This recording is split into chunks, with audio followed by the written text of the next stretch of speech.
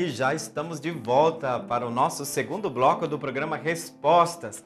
Obrigado porque você permaneceu aí e nós vamos começar então agora a responder as suas perguntas, exatamente porque nós queremos deixar que a luz da fé ilumine as grandes questões que vão te ajudar com certeza a fazer um discernimento nas suas escolhas, até na sua forma, digamos, mais profunda de viver a sua fé. Conhecer a nossa fé é um elemento muito importante da nossa vida cristã. Por isso esse programa quer servir exatamente o seu caminho, o seu percurso de fé. E nós agradecemos muito a participação de vocês. Até às vezes durante a semana tem pessoas que nos procuram, enviando perguntas. Aquilo que a gente já disse no outro programa, à medida do possível nós vamos tentando responder as perguntas que vão chegando. Mas desde já, nosso muito obrigado pela sua interação, pela sua participação. Muito bem, como que vamos começar hoje? Muito bem, atenção. Vamos começar hoje com uma pergunta da Ingrid, lá do bairro Guanandi. É bastante pertinente essa pergunta da Ingrid. Aliás, por sinal, é difícil falar aqui que não tem uma pergunta pertinente. Pelo menos desde que eu comecei o programa, todas as perguntas, de certa forma, têm uma repercussão importante, digamos assim, em alguns aspectos da nossa vivência de fé. Não sei se você já percebeu isso. Mas olha, a Ingrid pergunta assim para nós: é verdade que católico não pode ir em cartomante? Vejam, nós vivemos numa sociedade onde é muito forte o sincretismo com a visão espírita, né? Por favor, com o maior respeito que eu tenho a todos, né, até amigos, que seguem a chamada doutrina espírita, que o mundo, o universo da doutrina espírita, ele é muito variado, muito plural, né? Então, trata-se de respeito por quem não crê assim. Mas nós bem sabemos que dentro do nosso povo, da mentalidade do nosso povo, também católico, existe a influência de certos elementos que não são, digamos assim, próprios do pensamento cristão. Então eu digo que a gente precisaria o quê? Purificar, né? Não no sentido de rejeitar ninguém, mas de perceber que cada um é chamado a viver a fidelidade à sua própria confissão religiosa.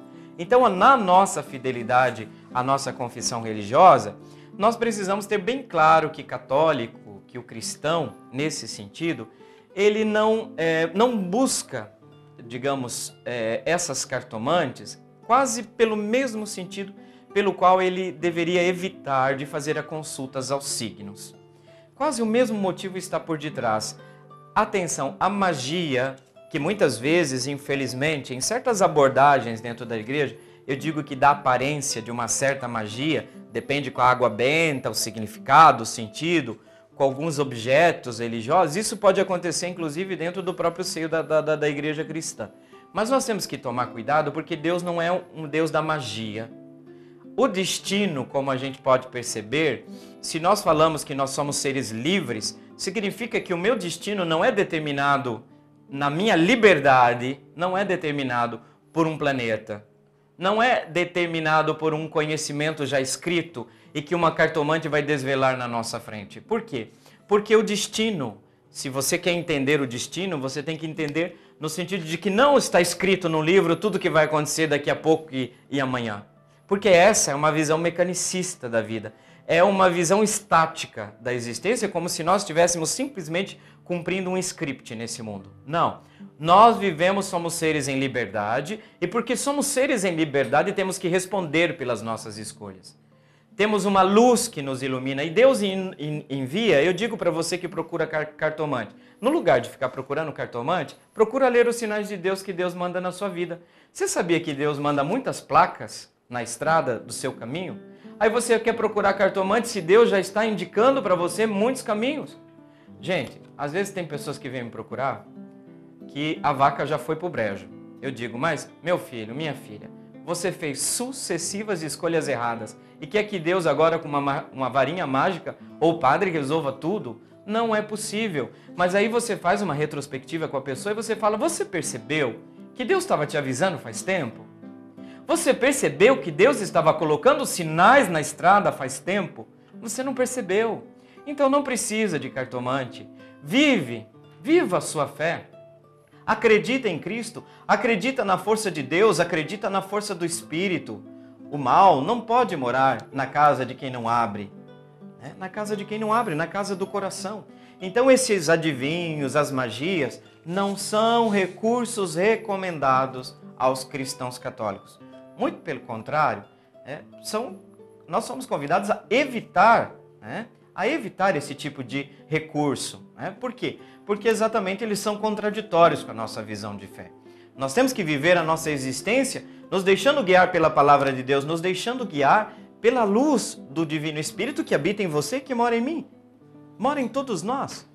Então, eu digo sempre, católico que, por exemplo, levanta cedo e vai, em vez de procurar o evangelho do dia, de procurar uma orientação na sua própria fé, invocar a luz do Espírito, o que vai fazer? Vai consultar o horóscopo. Não sai, padre, e vem contar para o padre, né? Padre, eu não saio de casa, até a cor da minha roupa eu escolho. Mas, gente, tudo bem que nós sabemos que a lua, a posição da lua, existe influência sobre a natureza, sobre o crescimento do cabelo, todas essas coisas são comprovadas. A natureza, existe época de plantio, existe época de colheita, tudo isso, esta influência acontece. Mas essa influência não entra na linha do destino da nossa vida. O destino está em nossas mãos, muitas vezes escapa às nossas mãos porque é uma construção social, é uma construção comunitária. E é verdade que você e eu muitas vezes colhemos o que não plantamos, né? Mas também a vida tem essa outra dinâmica que acontece. Muitas vezes nós colhemos aquilo que plantamos. Então não faça, não procure esses recursos. Aliás, eu digo que você, quando diminui a sua confiança em Deus, é que você vai procurar esse tipo de recurso. Então você precisa se confessar, tá? Um conselho que eu te dou. Porque você diminuiu a sua confiança em Deus. Você diminuiu aquela fé que se exprime como confiança em Deus, tá? Então, por favor, evite, Ingrid, esse tipo de recurso, porque ele contradiz, sim, a nossa fé. Eu estou dizendo, com todo respeito a quem crê de maneira diferente. Mas isso, de fato, Ingrid, é incompatível com o nosso caminho de fé. A vida é dura. Quem quiser me seguir, tome a sua cruz e me siga. Esse é o caminho para a vida. Passa também pela cruz. Essa é a dinâmica da liberdade, da responsabilidade, da corresponsabilidade. Mas Deus é nosso companheiro. Fica tranquilo.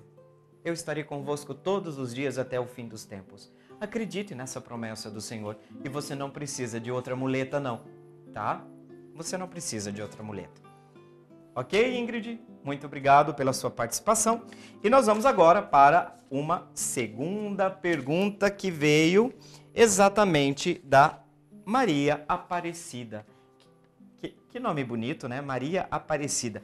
A Maria Aparecida, ela é dois nomes, por sinal, muito significativo para nós, né? Maria, mãe de Jesus, e Aparecida é o título que nós temos, que nós damos à nossa padroeira do Brasil. A Maria Aparecida, lá do bairro Paulo Coelho Machado, gente, eu não conheço esse bairro, Paulo Coelho Machado. Eu vou procurar no Waze, né, para saber onde fica esse bairro. A pergunta, mas não é isso que interessa aqui agora, né? A pergunta da Maria Aparecida, a corrupção é um pecado mortal? Olha, não sei se vocês já perceberam nos discursos do Papa Francisco, mas ele falou uma coisa que me intrigou profundamente. Ele disse que todo pecado é perdoado. O pecador normalmente é uma pessoa que está ainda aberta à intervenção da graça no sentido de poder abrir uma brecha para a mudança. E o Papa Francisco diz que o corrupto, muito dificilmente. O corrupto é aquela pessoa que acostumou sua vida e a sua consciência relaxou de tal modo que ele se encontra radicalmente distante de Deus e da fé. Sim, a corrupção não é um pecado mortal no sentido de que ela seja necessariamente pelo roubo. Uma coisa é um ladrão que rouba, outra coisa é o corrupto. O corrupto é como se fosse uma corrupção da alma, como se fosse um estilo de vida. A corrupção é drástica e é terrível por causa disso. A pessoa corrupta vai achar que mentir é um recurso normal. Enganar os outros é um recurso absolutamente... Qual é o problema? Veja, o corrupto é uma pessoa que a sua consciência chegou a tal nível de depreciação que a pessoa dificilmente se deixa abalar pela força da graça que chama a conversão e a mudança. Por isso que toda a corrupção, toda manifestação da corrupção nos mostra que nós estamos num caminho bastante distante do projeto de Deus. O corrupto não sente mais peso de consciência por nada. Sabe aquele trator que vai passando por cima de todo mundo? Já não se pergunta se está ferindo, o preço que as pessoas estão pagando. Por quê? Porque o egocentrismo dela, o egoísmo dela é tão grande. E você já percebeu que sobretudo o campo da política, tem muita gente... Esses dias eu estava ouvindo na rádio o pessoal perguntando, né? Mas olha, tem como não ser corrupto e ser político? Né? Eu estou falando aqui de político no sentido profissão, virou profissão para muitos, né? De fato, por que a política corrompe tão facilmente as pessoas, até pessoas que nós admirávamos? Exatamente porque a política deixa as pessoas próximas do dinheiro, a política deixa as pessoas próximas do poder, coisas que atraem o coração humano de uma maneira assustadora. Quantas pessoas se venderam por poder, se venderam por dinheiro? Até você diz assim, eu falo sempre isso lá no curso de teologia, aquilo que é conhecido de todos nós, você conhece realmente uma pessoa quando ela tem poder. Aí você... Eu digo até com relação aos seminaristas. Às vezes eles ficam assim um pouco chocados, mas eles sabem que eu sou um pouco polêmico mesmo, né? Eu digo, sabe quando a gente vai conhecer um seminarista mesmo? Quando ele colocar uma estola. Aí nós vamos ver, né? Porque a pessoa muda. Eu não sei o que acontece com algumas pessoas. Né? Mudam completamente. É a pessoa que se deixa corromper pelas grandes tentações que acabam destruindo a nossa personalidade. Acaba destruindo o projeto de Deus na nossa vida. E não importa mais seguir a vontade de Deus, porque a vontade de Deus não conta mais. Para o corrupto, Maria Aparecida, a vontade de Deus simplesmente não conta mais. Eu tenho um objetivo, tenho uma meta. Eu não sei se vocês perceberam, essas pessoas que roubam inicialmente, o corrupto, ele é tão ávido daquelas coisas que não importa se ele roubou só 100 mil, 200 mil, tem que ser milhões e não se saciam. Normalmente o corrupto é uma pessoa muito gananciosa, né? Quer milhões, tanto que muitas pessoas foram denunciadas exatamente o quê? Pela opulência das suas coisas. Começa a aparecer com Ferrari, com casas, mansões. A própria pessoa acaba se denunciando porque ela não tem mais nem controle sobre a sua corrupção. Então, Maria Aparecida, a corrupção é um pecado, mais do que o pecado, quando a pessoa está na corrupção, ela está num estilo, num estado, num espírito de vida que dificilmente se deixa mover pelo Espírito de Deus. O Espírito de Deus está sufocado no corrupto. Triste, né? Você percebe isso, né? Por conta da política, como isso... Mas tem corrupção dentro da igreja também, tá? Todos nós podemos nos corromper a qualquer momento. Infelizmente, esse é o sentido das tentações pelas quais nós temos que vigiar. Porque senão nós vamos ser mais um. Daqui a pouco nós somos mais um que estamos entrando no jogo. Eu já conheci pessoas tão boas, pessoas que tinham caráter, que tinham valor. Depois enveredaram pelo caminho da política, enveredaram e se transformaram completamente, né? É aquilo que a palavra de Deus já diz para nós, já nos alertou, né, Maria Aparecida? Ninguém pode servir a dois senhores. Ou amará um e odiará o outro, ou seja, não dá. E é isso, a gente tem que vigiar sim, porque o espírito da corrupção é muito parecido com o espírito daquilo que nós chamamos de concupiscência, está sempre às portas, está sempre ali, né, nos colocando estas propostas, digamos assim, que corrompem o nosso caminho de fé.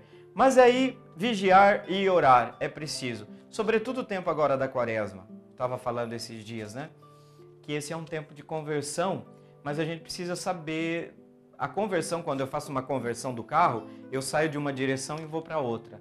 Então a gente precisa, num primeiro exame de consciência, que é o primeiro passo da nossa confissão antes de chegar no ministro da igreja, é exatamente o cair em si e fazer esse exame de consciência para perceber de onde eu preciso me afastar. Do que eu preciso deixar? O que precisa morrer em mim? O que precisa, digamos, ressuscitar em mim? O reconhecimento exatamente das corrupções nossas cotidianas. Sabe aquele jeitinho brasileiro? Esse está impregnado um pouco na nossa cultura, né? Aquele jeitinho brasileiro de jogar lixo fora do carro, né? Ali dizendo, mas vai ter alguém que vai catar. e assim eu dou trabalho para a pessoa que vai pegar, sabe aquelas corrupções do dia a dia? Aquela fila que eu passo, aquelas pessoas que eu engano, por quê? Porque eu quero privilégio e vou procurar QI, né? Sabe o que é QI hoje em dia, né? A sociedade brasileira está cheia de QI, quem indica, né? A gente quer passar em cima do direito do outro, né? Isso é corrupção. As corrupções cotidianas, que se manifestam, infelizmente, no macro. A macro corrupção é aquela corrupção que a gente vê todo dia. E vocês perceberam que nós continuamos, crianças morrendo em fila de hospitais, nossa educação cada vez mais depredada, né? E não falando aqui porque todo mundo você vai, quem que salva nisso tudo? Não dá para falar exatamente porque o ser humano está aí, está mostrando a sua face mais escura, vamos assim dizer. Então a gente precisa cuidar também, porque a corrupção tá no nosso coração também, né? Tem um pequeno corrupto dentro de cada um de nós. E aí a gente precisa vigiar para não deixar a busca de privilégio, de poder, de fama, matar dentro de nós a vida de Deus. Porque tem gente que se desfigurou completamente em busca de vantagens, né? As buscas de vantagens. Tomar muito cuidado com isso, né? Tomar muito cuidado porque isso são tentações cotidianas da nossa vida. E agora nós vamos para o nosso intervalo e já voltamos. Fique aí, nós já voltamos.